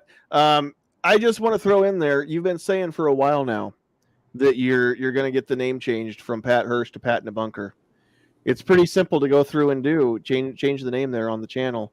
So I'm going to quote my good friend Tony Simon. Are you going to talk about it, or are you going to be about it? Maybe by next time Pat's here, he'll be officially Pat in a Bunker, not just on screen. Challenge accepted. There you go. Gauntlet laid down. There we go. Thanks, All John. right. Thanks for being here, Pat. All right, Travis. Yeah, I didn't mean for this to be all about school tonight. No. But if we can stress one thing, this is happening in schools, but there are so many more schools and so many more classrooms where it's not than where it is. It's just the same as the mass shootings. That's just a drop in the bucket of firearm uses in this country. So, all right. Having said that, any closing thoughts from you, sir?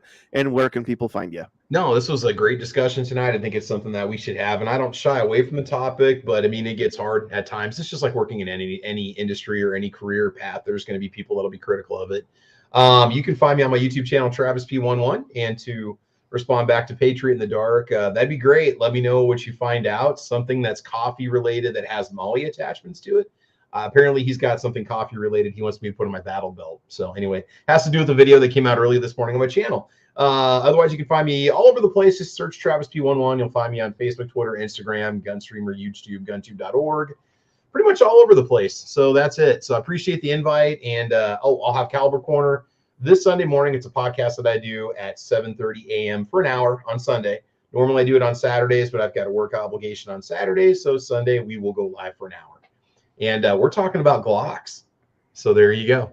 Oh, really? Glock perfection. Glock this perfection. This Sunday, 7:30 to 8:30. Yeah. Holy crap. I got to get up early. I want to talk about yeah. Where'd it go? Oh, man. I lost Don't call me a fanboy because I don't own one, but I have owned them and I'm thinking about buying another one. So I would never call you a fanboy. I'm not Thanks. a biologist. Thanks, man. I mean, I've got a G3C sitting next to me right here. If that says anything, guys. All right. Yeah. I might need some calamine lotion for that one. Put in your dishwasher. I'm kind of getting itchy. All right, Travis, thanks for being here. No problem, man. It's been good. Hey, as far as teachers go, thanks for being one of the good ones. And I'm trying. It ain't easy. And every day is a new adventure. But that's all anybody can ask, though. I tell you what, that's enough right there. As long as you're trying, that means that you haven't given up. You haven't given in. That's all that matters. No, I survived the last 2 years. I can survive anything. No kidding. Yeah, no kidding. Throw it. I don't care. I'm ready. All right, Defense Dad, you're up. Good conversation tonight. Be part of your own life in addition to being part of your kid's life. Just don't go through life just on cruise control. As far as the other, where you can find me, YouTube. Actually, I have a couple of the next 2 days off. I'm hoping to get some filming done. If you're around in June, you can see 3 of the 4 of us at Thunder on the Prairie, and you might see one of us afterwards. So we have some spots left open for that. Cool. I still can't go. I'm still going to have to be at work at my day job till about 4:15 on Saturday. I'm hoping we can get out of town by 5 o'clock, which puts us down in Lincoln at about 7:30, if everything works right. So I still hope we can get together, break some bread with everybody. We need to pick a place for supper Saturday night about 7:30.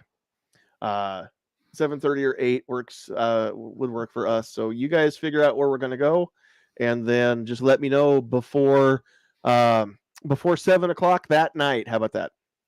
So we know where to show up. And if Defense Daughter outshoots you and you come to the range event, she gets to keep your gun. Ooh. Well, you get to keep her gun until she's old enough to acquire that gun. Let's yeah. We're not funneling handguns to teenagers. Yeah, let's be fair about that one. There's a little disclaimer. We're shooting for pinks. We're shooting for pinks at Thunder on the Prairie 2022. Wow.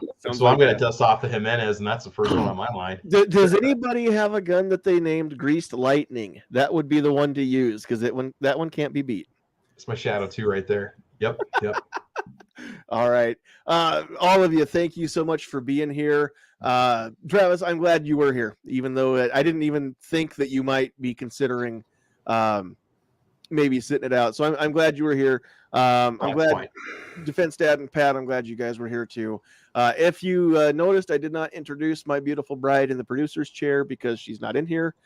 She is, I don't think she is anymore. But when I came in here to get things started up, she was sitting on babies for her cousin. Same cousin who's getting married in September, and I have to miss GRPC again this year because we'll be at his wedding. And I can't convince them to pick a different weekend, so no GRPC for us this year. But we're going to block it off and try and make it next year for sure, wherever it is. But so no list tonight.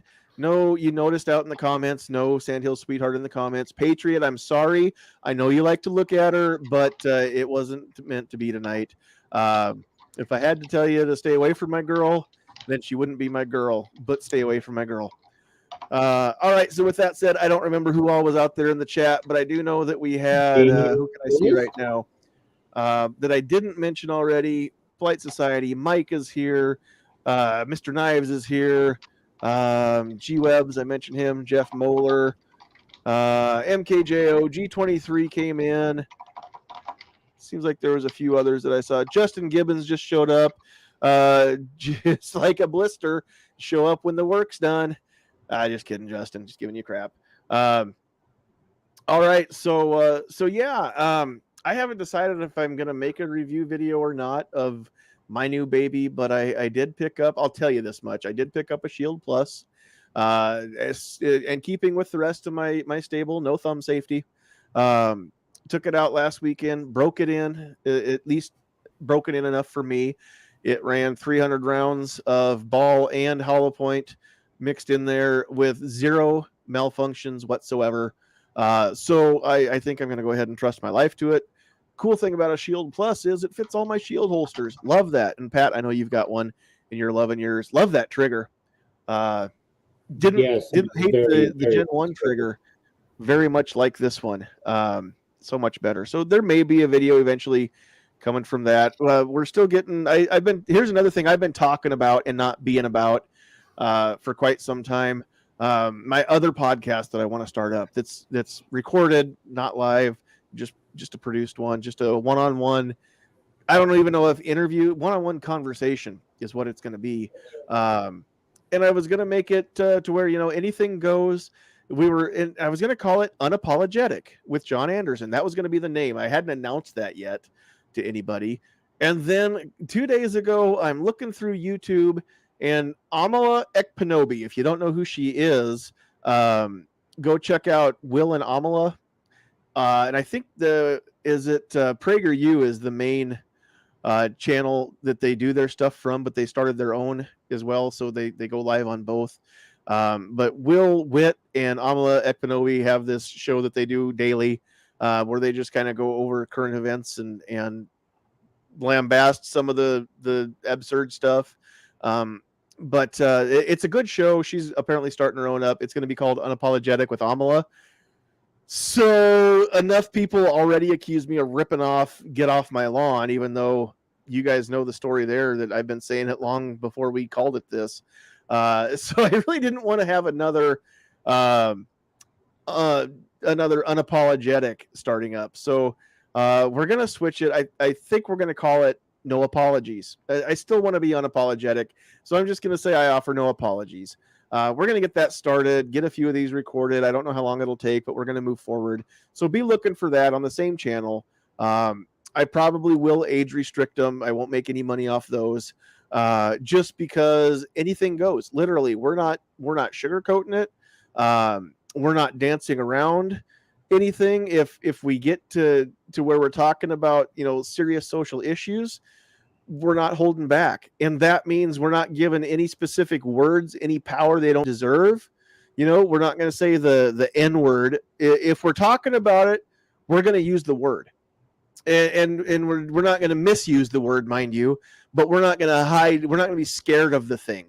If we're talking about any topic, it doesn't matter. We're not going to be scared. I'm not going to intentionally bring somebody on just so I can say that word, mind you. But I'm just saying, if it comes up, then we're not going to give it the power of the word that shall not be spoken. If we say it 5 times in the mirror, then it kills us. I don't know. It's stupid. It's a word. It has no power. And if it's not misused, yes, it's an ugly word. We'll talk about how ugly it is. We put it out in the open and talk about it, and it's not so scary anymore, is it? That's the kind of thing that's going to happen. We'll pick, whatever topics. There may be topics. It may just be a conversation. I don't know. Could depend on the person.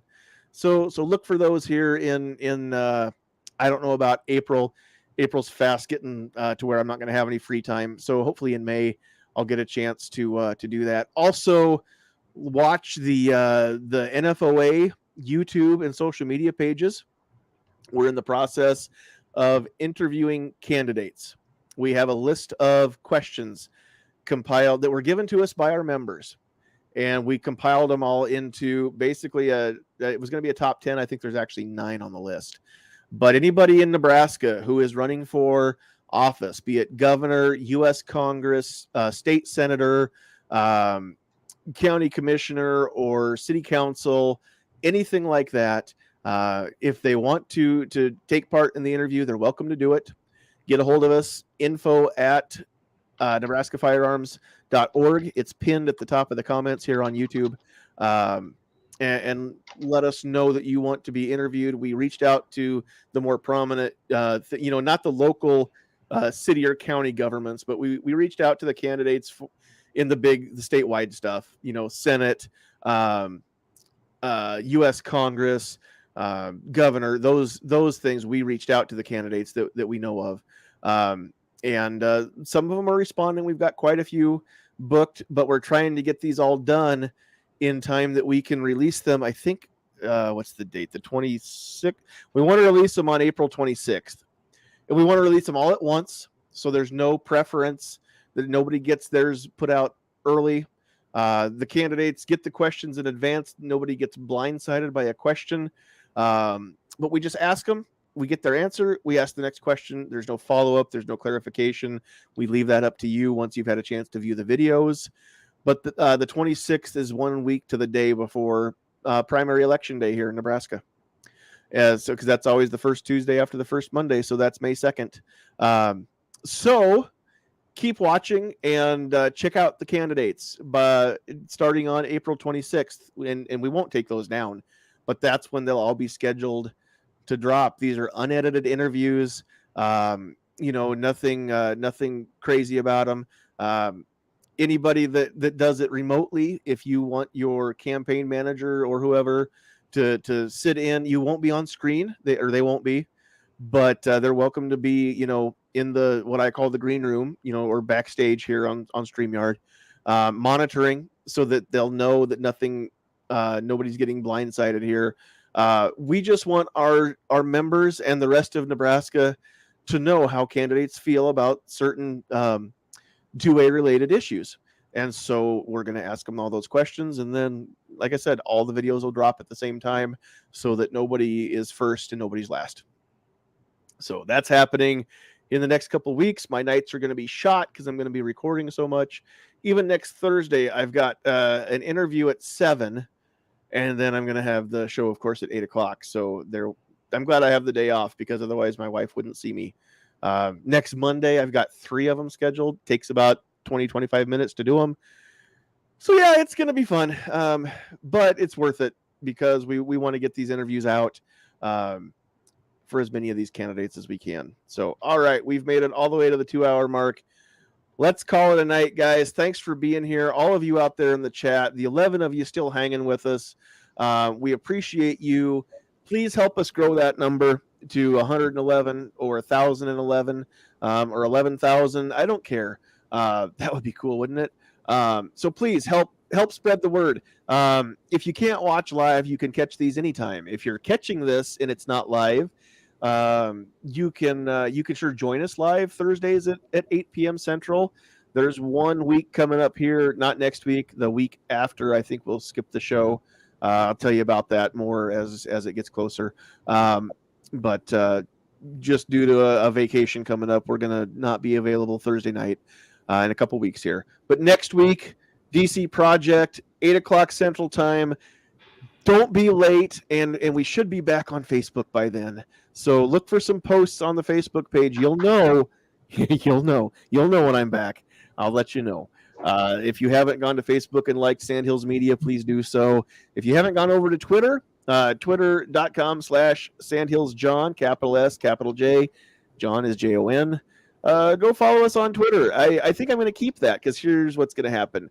I have to be good on Facebook. I can't get blocked again. I can't do anything right now for NFOA. I'm worthless as an admin on the NFOA page because I cannot drop comments. When people comment questions, I can't answer them in the comments. I can't make posts. I can't do anything. I can't do any live videos. And if we do an online town hall, I can't get it up on Facebook. So that is, it's terrible. I'm not going to go to jail again. So the funnies, the stuff that gets me in trouble, I'm going to move all that to Twitter. I don't care if Twitter kicks me off. And maybe we'll all be musketeers soon and you can't get kicked off. But if you want to see the funnies moving forward, go to Twitter. I've been putting a few of them up. I may go back through Facebook and find some of my favorites and move them to Twitter. We'll see. But also, if you know somebody or you yourself would prefer the audio-only version, go to wherever you find podcasts. Spotify is cool because you can actually watch these, not live, but Spotify, Apple, Google Podcasts, Stitcher, SoundCloud, iHeartRadio, TuneIn Radio, Audible. I think I'm up on Audible now. Any place where there's podcasts, you should be able to find the Get Off My Lawn podcast. You can either search Get Off My Lawn !podcast or search Sandhills Media. You should find us. They're always a week late. Last week's episode posted at 5 o'clock tonight. Tonight's episode will drop 5 o'clock next Thursday. That's how that works. But those are out there. You can go follow along with those as well. So if you know somebody that doesn't like to watch the videos but wants to listen to these, let them know that's an option too. Because I know a lot of people aren't like me. I've got YouTube Red, so I don't get number one, I don't get ads. Number two, I can turn off my screen and still have this playing in the background and hear it, which I do all the time when I'm driving. And I know that if you're not paying for the subscription to YouTube, then yeah, that's not an option. So if you just want to put something in the background and listen when you're driving or working out or whatever on a podcast form, go find those. Spotify, Anchor, anything that you can think of that people actually know about, we should be there. If there's any big platform and you can't find us and we're not there, let me know and I'll see about getting us there. But we're on the big ones, and yeah, like them, like this video, subscribe to the channel, go like us on Facebook, go follow us on Twitter, share the heck out of it, help spread the word, and make this. I really want you guys to help me stop saying the best show that nobody's watching, but in the meantime, I'm going to keep saying it until the numbers start to prove me wrong. So with that, we're going to call it a night. Thanks, everybody. We'll catch you next week. Don't miss it. Don't be late unless you're Justin Gibbons. It's okay because the days run together and he forgets. We still love you, man. We still love you. All right, all of you out there, we love you. God bless you. Thanks for joining us. Thanks for listening to my rants. Thanks for listening to me go off topic and get easily distracted and had a great thought, and I still can't remember it, but that's okay. That's just the way these go. But it's time to get out of here. Get off my lawn. Stay safe.